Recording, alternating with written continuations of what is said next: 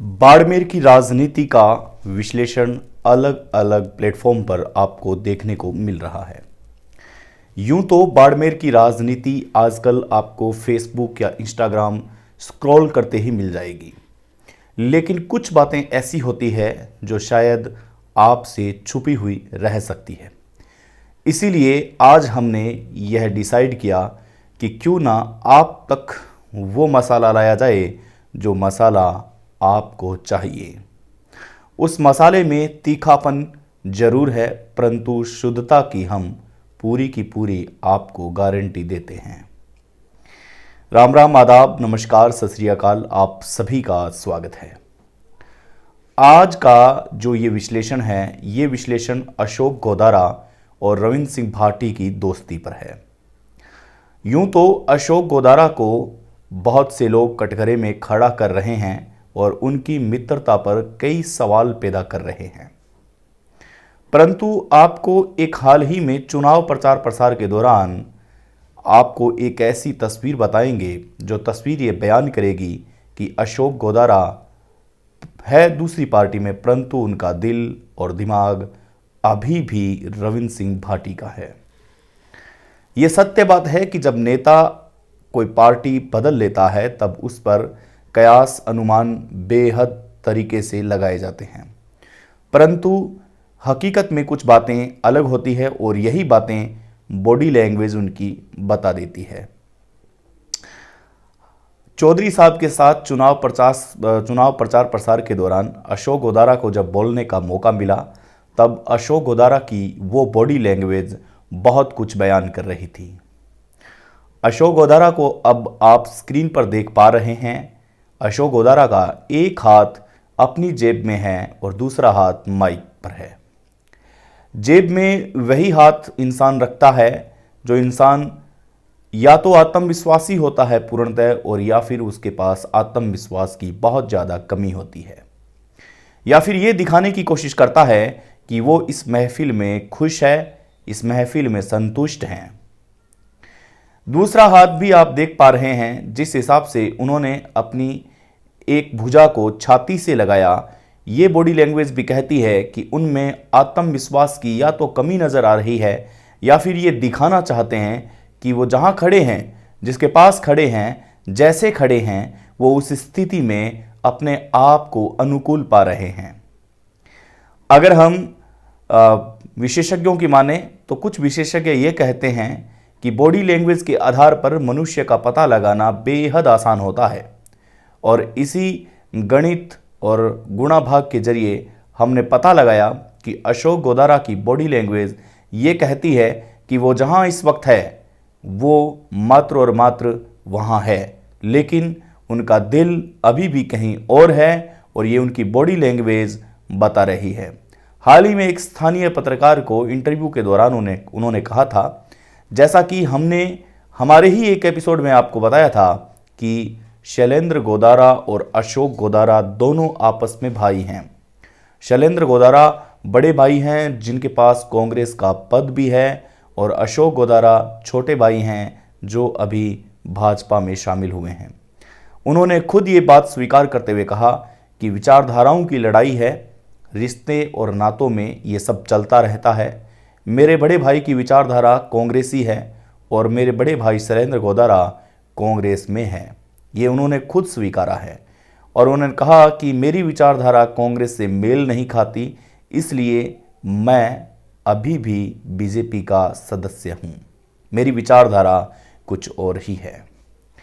इससे हम ये बात पता लगा सकते हैं कि पिछले साल यानी कि पिछले कार्यकाल में कांग्रेस की सरकार थी और कांग्रेस की राजस्थान सरकार में डंका बोल रहा था।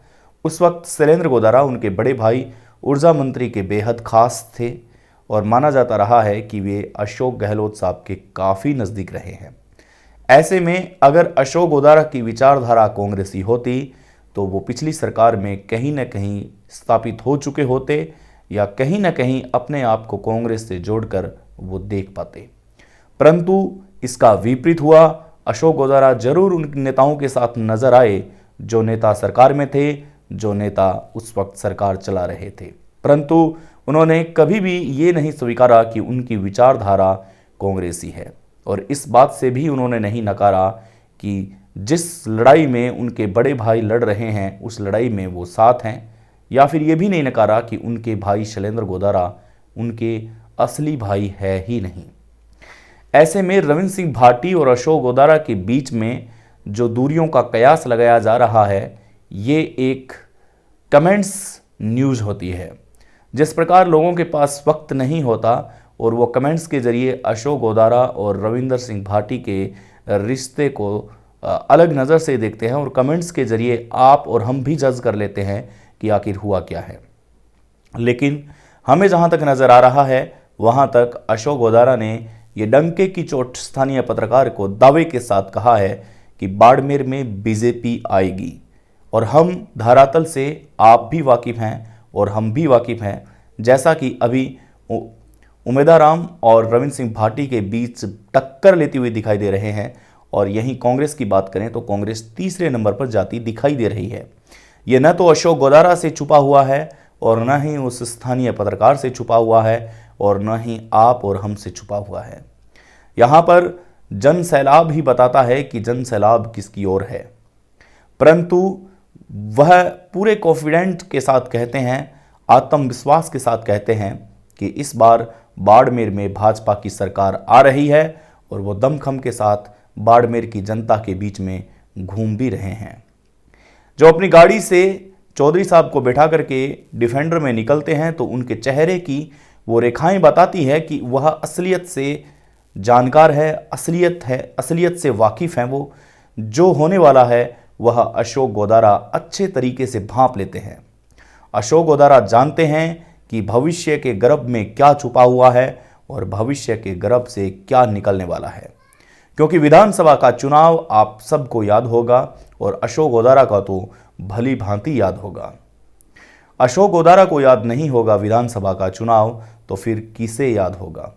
ऐसे में उनकी बॉडी लैंग्वेज से हम पता लगा सकते हैं कि अशोक गोदारा महज और महज एक अपने पार्टी का काम कर रहे हैं। जो उन्हें दायित्व सौंपा गया है उस दायित्व का वो पूर्णतः जिम्मेदारी के साथ निर्वहन कर रहे हैं, परंतु वो असलियत जानते हैं कि यहाँ का किंग कौन बनने वाला है, यहाँ का किंग कौन है और यहाँ की धरातल की मिट्टी और यहाँ के वोटर क्या बोल रहे हैं। परंतु अलग अलग जिम्मेदारी के चलते अशोक गोदारा को गलत ठहराना यहाँ पर कतई सही नहीं होगा। इसलिए यह एपिसोड स्पेशल अशोक गोदारा के लिए है और अशोक गोदारा से हम कहना चाहेंगे कि आप कितना भी छिपाना चाहें परंतु आपकी बॉडी लैंग्वेज बेहद साफ और सुंदर बातें कह देती है और वही बातें हम पकड़ भी लेते हैं।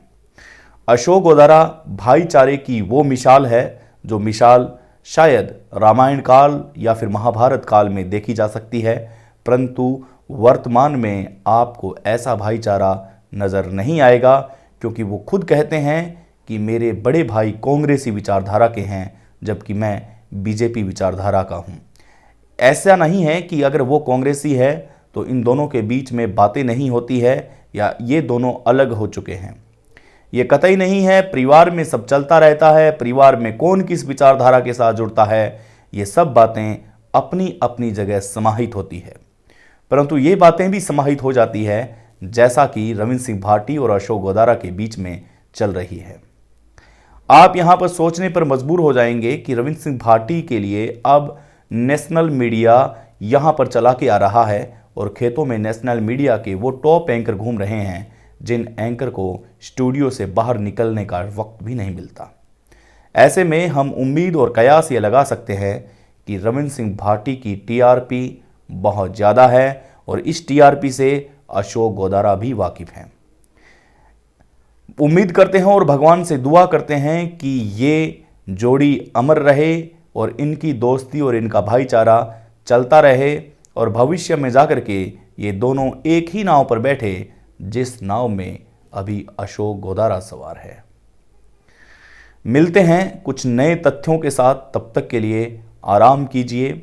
और जैसा कि लोकसभा चुनाव 19 को है, बाड़मेर की धरती पर 26 को है, तो लोकसभा चुनाव के लिए आप अपना वोट करने जरूर जाएं। ये हमारी आपसे विनम्र अपील है, क्योंकि आपका एक वोट हमारे राष्ट्र को मजबूत बनाएगा। नमस्कार, धन्यवाद, सत श्री अकाल, आदाब।